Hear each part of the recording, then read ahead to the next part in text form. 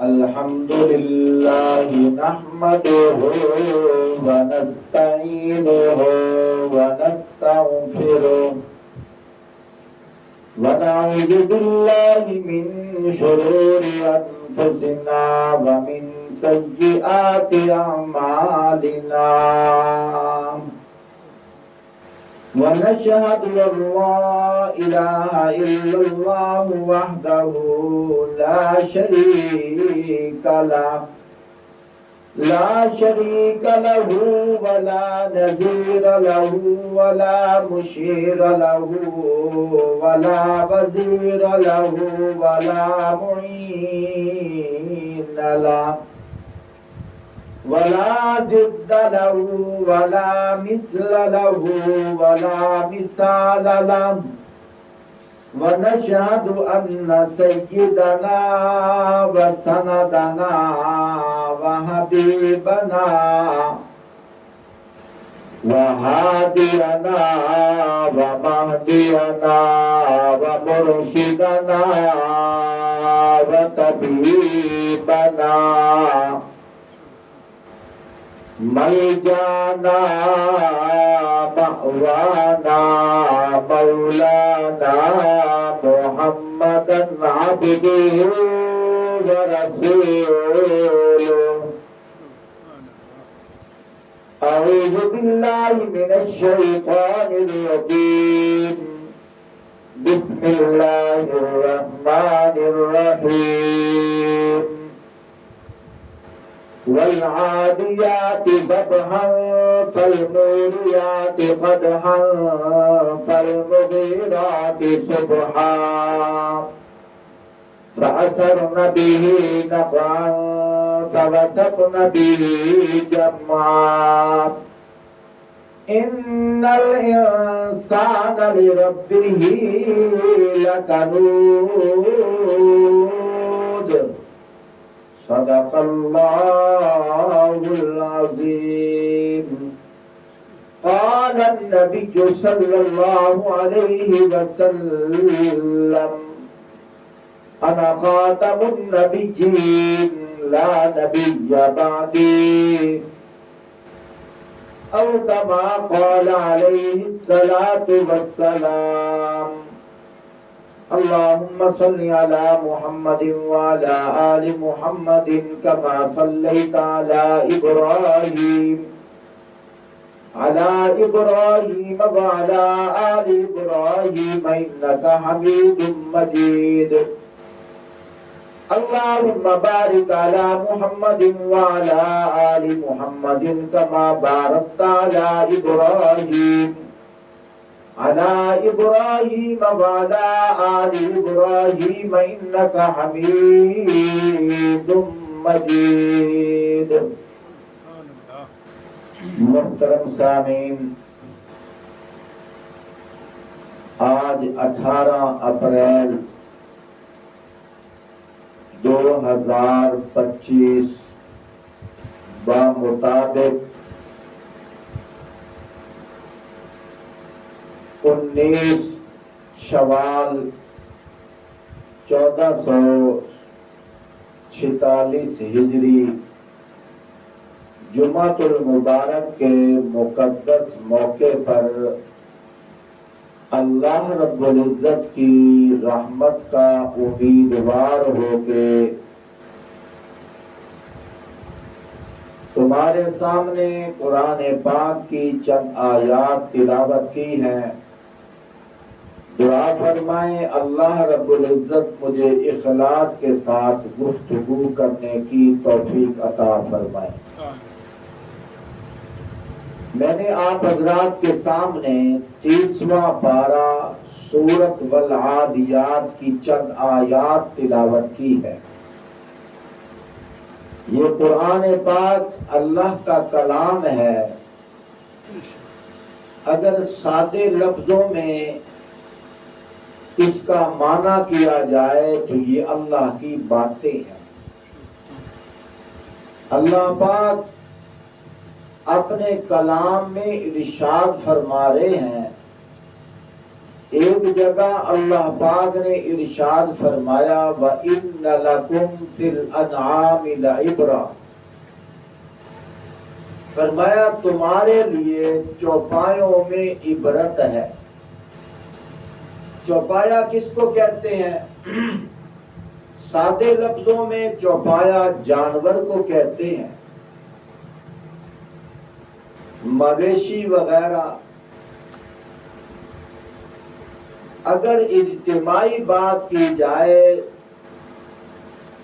وہ جانور ہیں، چاہے حلال ہوں حرام ہوں، جو جانوروں کی طرح چلتے ہیں اس کو چوپایا کہا جاتا ہے۔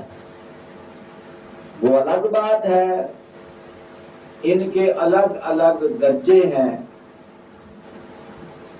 تو اللہ پاک فرماتے ہیں کہ تم ان سے عبرت حاصل کرو۔ یہ جو سورت کی کچھ آیات میں نے تلاوت کی ہیں، اس کے اندر اللہ پاک گھوڑے کا ذکر فرماتے ہیں۔ صرف گھوڑے کا ذکر نہیں فرماتے، بلکہ اللہ پاک نے گھوڑے کی قسم اٹھائی ہے۔ اللہ پاک کیا فرماتے ہیں؟ وَالْعَادِيَاتِ ضَبْحًا، قسم ہے ان گھوڑوں کی جو ہانپتے ہوئے دوڑتے ہیں۔ جس طرح انسان دوڑتا ہے تو سانس چڑھ جاتا ہے، فرمایا وَالْعَادِيَاتِ ضَبْحًا، قسم ہے ان گھوڑوں کی جو ہانپتے ہوئے دوڑتے ہیں۔ فَالْمُورِيَاتِ قَدْحًا، فرمایا قسم ہے ان گھوڑوں کی جو اپنے ٹاپوں سے چنگاریاں اڑاتے ہیں۔ فَالْمُغِيرَاتِ صُبْحًا، پھر فرمایا قسم ہے ان گھوڑوں کی، فرمایا جو صبح سویرے چھاپا مارتے ہیں۔ چوتھی قسم اٹھا کے کیا فرمایا؟ فَأَثَرْنَ بِهِ نَقْعًا، فرمایا قسم ہے ان گھوڑوں کی جو گرد و غبار اڑاتے ہیں۔ چار قسمیں اٹھا کر پھر فرمایا فَأَثَرْنَ بِهِ نَقْعًا، فرمایا اس حالت میں کسی مجمع کے اندر جا کر گھستے ہیں۔ پانچ باتیں ارشاد فرمائی۔ پھر اس کے بعد اللہ پاک ارشاد فرماتے ہیں فَوَسَطْنَ بِهِ جَمْعًا، فرمایا اس حالت میں کسی مجمع کے اندر جا کر گھستے ہیں۔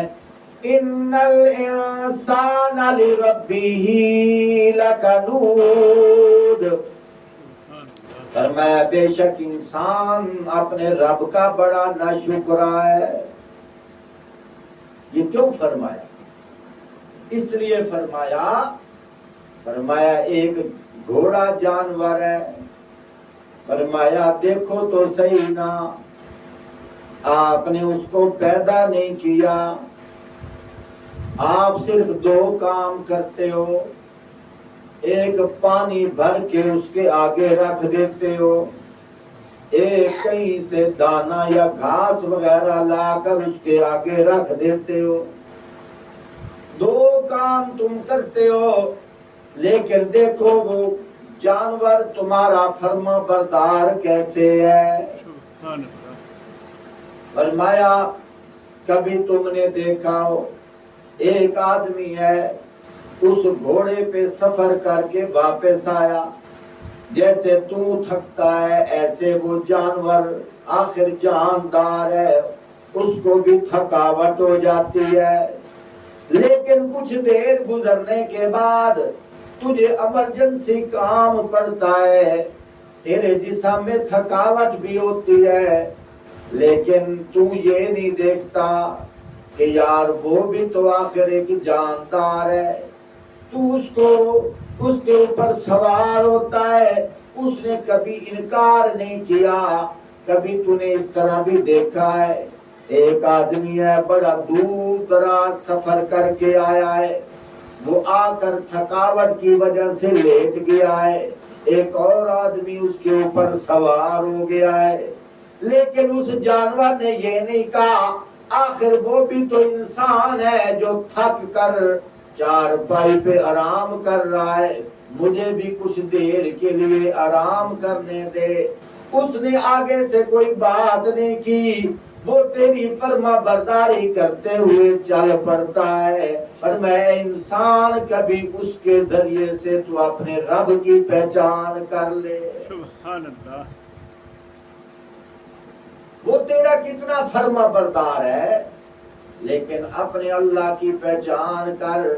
وہ اللہ جس نے تجھے پیدا کیا, وہ اللہ جس نے تجھے بولنے کے لیے زبان دی ہے, وہ اللہ جس نے تجھے دیکھنے کے لیے آنکھیں دی ہیں, وہ اللہ جس نے تجھے پکڑنے کے لیے ہاتھ دیے ہیں, وہ اللہ جس نے تجھے چلنے کے لیے پاؤں دیے ہیں, وہ اللہ جس نے تجھے سوچنے کے لیے دل دیا ہے, دماغ دیا ہے, تجھے اشرف المخلوقات بنایا ہے, ساری انسانیت کو, ساری کائنات کی مخلوق کو تیری خدمت گزار بنا دیا ہے.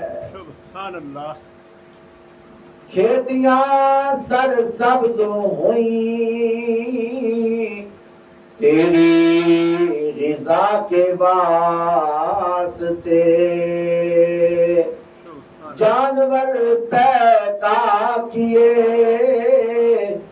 تیری وفا کے واسطے, چاند سورج ستارے ہیں تیری ضیاء کے واسطے, یہ سب کچھ تیرے لیے اور تو ایک ہے خدا کے واسطے. سبحان اللہ. اللہ پاک نے گھوڑے کی قسمیں کیوں اٹھائی ہیں, اور میں دیکھنا پہلی قسم اٹھا کر کیا فرمایا, والعادیات ضبحا, قسم ہے ان گھوڑوں کی جو دوڑتے ہوئے ہانپتے ہیں یا ہانپتے ہوئے دوڑتے ہیں. وہ یوں نہیں کہتے اب مجھے سانس چڑھ گیا ٹھہر جا کچھ دیر کے لیے, نہیں, وہ ہانپتے بھی رہتے ہیں اور دوڑتے بھی رہتے ہیں, کبھی تیری نافرمانی نہیں کرتے. فالموریات قدحا, فرمایا ان کے پاؤں کے نیچے, فرمایا جو اس کے قدم ہیں ٹاپ ہیں, فرمایا اتنے زور سے تیز رفتار سے چلتے ہیں, فرمایا ان ٹاپوں سے, فرمایا اگر وہ پتھروں کے اوپر بھی چلے تو چنگاریاں اڑتی ہیں. سبحان اللہ. فالمغیرات صبحا, لوگ جب اپنے دشمن پر حملہ کرتے ہیں تو جب رات ڈھلنے لگتی ہے صبح کے وقت حملہ کرتے ہیں, اور میں اس وقت نیند ہر کسی کو پیاری ہوتی ہے. اللہ پاک فرماتے ہیں تو صبح سویرے اپنے گھوڑے کے اوپر سوار ہو کر دشمن کی صفوں میں گھسنے کے لیے جاتا ہے, فرمایا وہ تجھے انکار نہیں کرتے. یہ ساری قسمیں اللہ پاک نے اٹھا کر کیا فرمایا, ان الانسان لربہ لکنود, بے شک انسان اپنے رب کا بڑا ناشکرا ہے. ایک اور جگہ اللہ پاک نے ارشاد فرمایا, وَلَقَدْ ذَرَأْنَا لِجَهَنَّمَ كَثِيرًا مِنَ الْجِنِّ وَالْإِنسِ, فرمایا بہت سارے جنات اور انسان ایسے ہیں جن کو ہم نے جہنم کے لیے پیدا کیا ہے. کس لیے؟ فرمایا لہم قلوب لا یفقہون بہا، سبحان فرمایا ان کے دل تو ہوتے ہیں مگر وہ سوچتے نہیں ہیں، اس بات کو نہیں سوچتے، اس بات پہ غور نہیں کرتے کہ ہم اس دنیا جہاں میں کس کام کے لیے آئے تھے۔ انسان تو یہی سوچتا ہے میں یہاں پلنے کے لیے آیا ہوں، میں مکان بنانے کے لیے آیا ہوں، میں اپنی سہولیات مہیا کرنے کے لیے آیا ہوں، میں کھیتی باڑی کرنے کے لیے آیا ہوں، میں ذمہ دارہ کرنے کے لیے آیا ہوں، میں تجارت کرنے کے لیے آیا ہوں، میں اونچے اونچے مکان بنانے کے لیے آیا ہوں، میں اپنا نام بری کرنے کے لیے آیا ہوں۔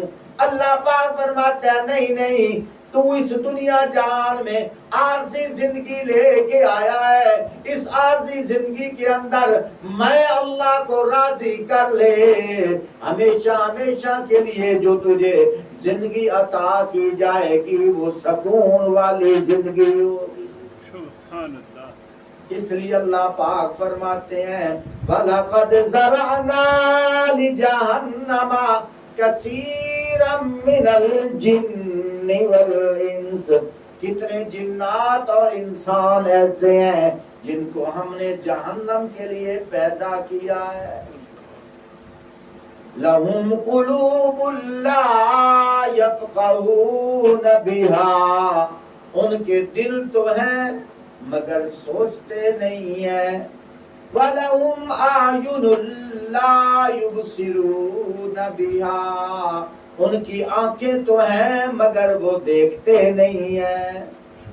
وَلَهُمْ آذَانٌ لَا يَسْمَعُونَ بِهَا، ان کے کان تو ہیں مگر سنتے نہیں ہیں۔ کیا مطلب؟ فرمایا جن آنکھوں سے جس مقصد کے لیے آنکھیں دی تھی کہ انسان تو دنیا میں جا کر اللہ کا قرآن پڑھتا، اللہ کے احکامات کی کتابیں اٹھاتا، تو دنیا داری میں مصروف ہو گیا ہے۔ میں نے یہ آنکھیں تجھے اس لیے تو نہیں دی تھی، میں نے یہ آنکھیں تو تجھے کو دی تھی اللہ کی پہچان کرنے کے لیے، میں نے یہ کان تو اس لیے دیے تھے کہ ان کانوں سے تو اذان سنے گا اور مسجد میں نماز پڑھنے کے لیے آئے گا، میں نے کان تو اس لیے دیے تھے ان کانوں سے تو اللہ کا قرآن سنے گا۔ انسان تو نے کان کہاں خرچ کر لیے، تو نے اپنی آنکھیں کہاں لگا لی ہیں، تو نے اپنا دل کہاں لگا لیا ہے۔ اللہ پاک آگے کیا فرماتے ہیں؟ فرمایا اس طرح کے جو انسان اور جنات ہیں، فرمایا ان کے لیے سزا کیا ہے؟ فرمایا اولئک کالانعام، فرمایا وہ مثل جانوروں کی طرح ہیں، وہ جانوروں کی طرح ہیں، اور جانوروں کے بھی کچھ درجے ہیں، کچھ اچھے جانور، کچھ برے جانور، اور کچھ پلیت قسم کے جانور۔ اللہ پاک فرماتے ہیں اولئک کالانعام، فرمایا وہ مثل جانوروں کی طرح ہیں، بل ہم اضل، ان سے بھی بدتر ہیں۔ حضرت امام غزالی رحمت اللہ علیہ کیا فرماتے ہیں؟ فرمایا جب صبح کا ٹائم ہوتا ہے گدھا کیا کہتا ہے؟ یا اللہ تیرا شکر ہے، تو نے مجھے گدھا تو بنایا ہے کتا نہیں بنایا، کتا بھی تو تیری مخلوق ہے۔ کتا کیا کہتا ہے؟ کہتا ہے یا اللہ تیرا شکر ہے، تو نے مجھے کتا تو بنایا ہے خنزیر نہیں بنایا، خنزیر بھی تو تیری مخلوق ہے۔ خنزیر کیا کہتا ہے؟ کہتا ہے یا اللہ تو نے مجھے خنزیر تو بنایا ہے بے نمازی انسان نہیں بنایا، اس لیے میں خنزیر تو ہوں، مر کر مٹی ہو جاؤں گا، لیکن بے نمازی انسان تو جہنم کا ایندھن بن جائے گا۔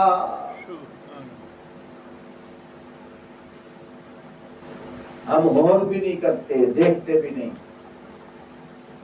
پرانی کتابوں میں ایک واقعہ ملتا ہے، یہ بچوں کو میں سنا رہا ہوں، تمہارے لیے غور سے سنو۔ پرانی کتابوں میں ایک واقعہ ملتا ہے، کہتے ہیں کہ ایک اللہ کے ولی، اللہ کے بزرگ جا رہے تھے، چند بچے کھیل رہے تھے، ایک بچہ رو رہا تھا۔ اللہ کے بزرگ نے اس بچے سے کہا تو رو کیوں رہا ہے؟ شاید کہ اس لیے تو رو رہا ہے تیرے پاس کھیلنے کے لیے سامان نہیں ہے۔ مثال کے طور پر تیرے پاس کھیلنے کے لیے کھلونا نہیں ہے، اخروٹ نہیں ہے، میں تجھے اخروٹ لے کر دے دیتا ہوں۔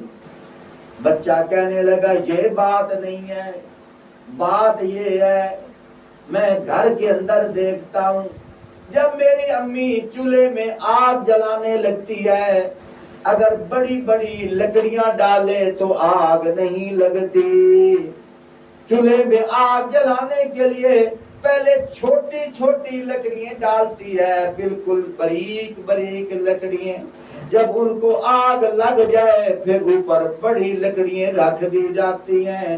میں سوچتا یہی ہوں قیامت کے دن اللہ پاک جہنم کا تندور جب جلائیں گے کہیں ہم چھوٹوں چھوٹوں کو نہ ڈال دیں۔ میں اس لیے ڈر رہا ہوں، ان کو فکر بھی نہیں یہ کھیل رہے ہیں۔ علماء نے بڑی عجیب بات لکھی ہے، فرمایا کبھی تم نے غور کیا ہے پہاڑوں کے اوپر دیکھا کرو، بڑے بڑے پتھروں کی چٹانیں اوپر اوپر پتھروں سے لڑکتی ہوئی نیچے آتی ہیں، کبھی ان پتھروں سے پوچھا کرو اور تمہیں کیا ہو گیا ہے، تم اوپر اوپر چوٹیوں سے نیچے کیوں آ رہے ہو؟ زبان حال سے وہ پتھر کہتا ہے میں اللہ کے خوف سے ڈر کر نیچے آ رہا ہوں۔ کیوں؟ اس لیے جب سے اللہ پاک نے فرمایا کہ جہنم کے اندر میں نے جو ایندھن بنانا ہے، میں نے پتھروں کو ڈالنا ہے، میں ڈر اس لیے رہا ہوں کہیں ہمیں اللہ جہنم کے ایندھن بنانے کے طور پر ہمیں نہ ڈال دے۔ حالانکہ پتھر نے کبھی گناہ تو نہیں کیا، ہم انسان گناہ بھی کرتے ہیں اور اللہ فرما بھی رہے ہیں، لیکن ہم نے کبھی غور بھی نہیں کیا۔ پیارے بھائیوں، یہ قرآن آیا اس لیے ہے، سوئے ہوموں کو جگانے کے لیے آیا ہے، جو غافل لوگ ہیں ان کی غفلت کی چادر اتارنے کے لیے آیا ہے۔ عارضی زندگی ہے، ہمیشہ ہمیشہ کی زندگی کے لیے عارضی زندگی کو قربان کر دو، پھر ہمیشہ ہمیشہ کی زندگی کے لیے تم کامیاب ہو جاؤ گے۔ کہتے ہیں نا، ایک یہودی کا بچہ تھا، کافر کا بچہ، لیکن اس کو آپ صلی اللہ علیہ وآلہ وسلم سے محبت ہو گئی، روزانہ آپ صلی اللہ علیہ وآلہ وسلم کی خدمت کے لیے آیا کرتا تھا، کبھی لوٹا پانی کا بھر کے پیش کر دیتا، کبھی کوئی اور چھوٹے چھوٹے کام کر دیا کرتا تھا۔ ایک دن آپ صلی اللہ علیہ وآلہ وسلم نے اپنے اصحاب سے پوچھا، وہ جو یہودی کا لڑکا میری خدمت کے لیے آتا تھا آج نظر نہیں آیا؟ صحابہ نے عرض کیا، یا رسول اللہ صلی اللہ علیہ وآلہ وسلم وہ لڑکا تو بیمار ہے۔ آپ صلی اللہ علیہ وآلہ وسلم نے فرمایا آؤ یار ہم مل کر اس کی تیمارداری کے لیے چلتے ہیں۔ سبحان اللہ۔ یہودی کا لڑکا ہے کافر، لیکن آپ صلی اللہ علیہ وآلہ وسلم اس کی تیمارداری کے لیے جا رہے ہیں۔ دروازے پہ دستک ہوئی، پوچھنے والے نے پوچھا، آپ صلی اللہ علیہ وآلہ وسلم نے اپنا تعارف کرایا، بیٹھک میں بٹھایا، آپ صلی اللہ علیہ وآلہ وسلم نے فرمایا میں آپ کے بچے کو پوچھنے کے لیے آیا ہوں۔ کتنا اخلاق ہے، پتہ بھی ہے دشمن کا بچہ ہے اور دشمن کا دروازہ ہے، لیکن اخلاق دیکھو۔ فرمایا تمہارے بیٹے کو پوچھنے کے لیے آیا ہوں۔ آپ صلی اللہ علیہ وآلہ وسلم جب اس بچے کے قریب گئے، پوچھا تیرا کیا حال ہے؟ پتہ چلا کہ مرنے کے قریب ہے۔ آپ صلی اللہ علیہ وآلہ وسلم نے فرمایا کلمہ پڑھ لے کامیاب ہو جائے گا۔ وہ اپنے والد کی طرف دیکھنے لگا۔ ابو نے کہا بیٹا مہمان جب دروازے پہ آ جاتا ہے نا اس کی عزت کرنی پڑتی ہے۔ مہمان کو خوش کرنے کے لیے کلمہ پڑھ لے، کل کو یوں نہ کہے کہ مہمان دروازے پہ آیا تھا اس کی عزت نہیں ہوئی۔ ادھر سے بیٹے نے کلمہ پڑھ لیا اور ادھر سے اس کی روح پرواز کر گئی۔ ادھر سے آپ صلی اللہ علیہ وآلہ وسلم مسکرانے لگے۔ پوچھنے والے نے پوچھا یا رسول اللہ صلی اللہ علیہ وآلہ وسلم اس کا تو بیٹا فوت ہو گیا ہے، آپ مسکرا رہے ہیں، خیریت تو ہے نا؟ آپ صلی اللہ علیہ وآلہ وسلم نے فرمایا میں کیوں نہ مسکراؤں؟ فرمایا اس نے جو کلمہ پڑھا ہے ہمیشہ ہمیشہ کے لیے کامیاب ہو کے جا رہا ہے، ہمیشہ ہمیشہ کے لیے کامیاب ہو کے جا رہا ہے۔ تو میرے بھائیوں دوستوں بزرگوں، دن میں 5 ٹائم کی جو نماز ہے اب تو مثال بڑی آسان ہو گئی۔ ڈاکٹروں کو دیکھو، ان کے پاس اکثر مریض ایسے ہوتے ہیں تھوڑی تھوڑی دیر کے بعد آتے ہیں، کیا کہتے ہیں ڈاکٹر صاحب اے میرا بی پی چیک کرے جی، لو ایک یا بلڈ پریشر ہائی تو نہیں ہے؟ اب سمجھ آئی بات کی۔ اپنا بی پی چیک کرانے کے لیے کہ بلڈ پریشر ہائی ہے یا لو ہے تو ڈاکٹر کے پاس جاتا ہے، اگر وہ کہ نارمل ہے پھر کہتا ہے میں ٹھیک ہوں، اگر ہائی ہو تو پھر تو کہتا ہے میں مرنے کے قریب ہو گیا ہوں۔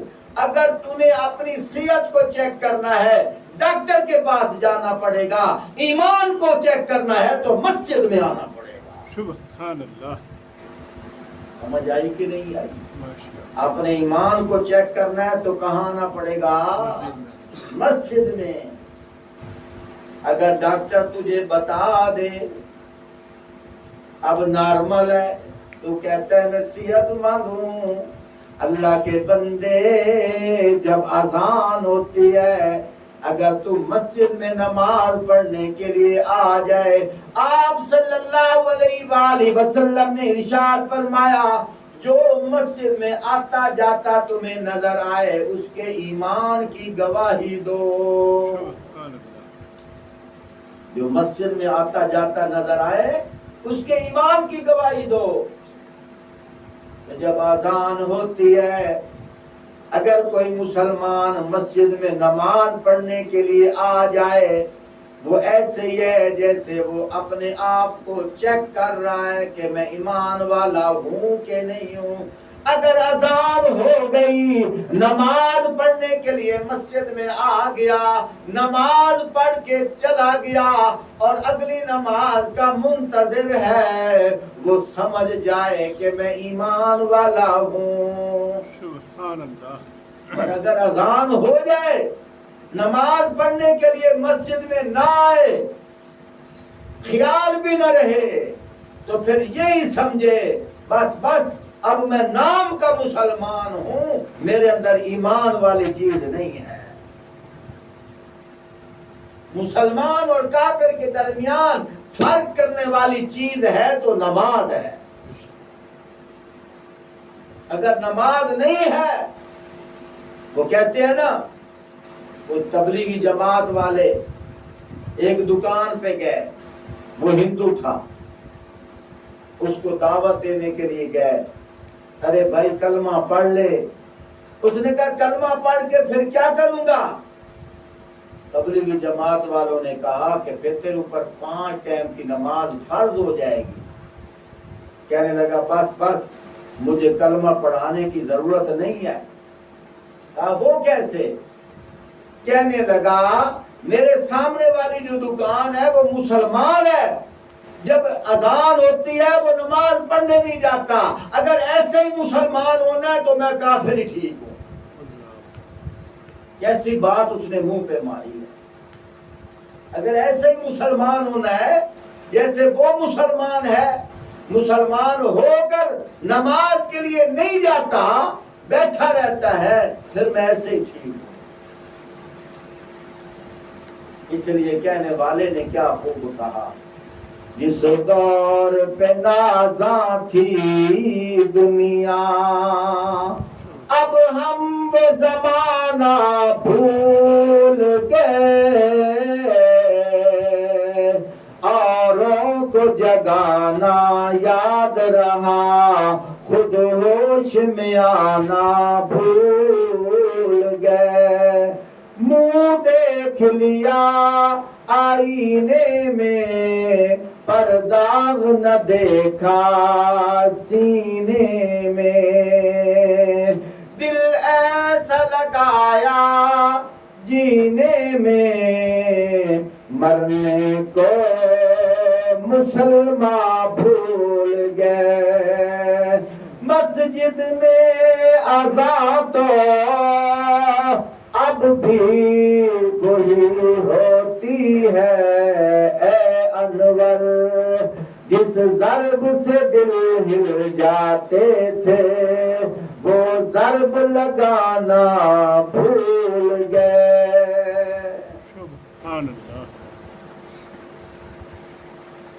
لاہور میں ایک مسجد ہے،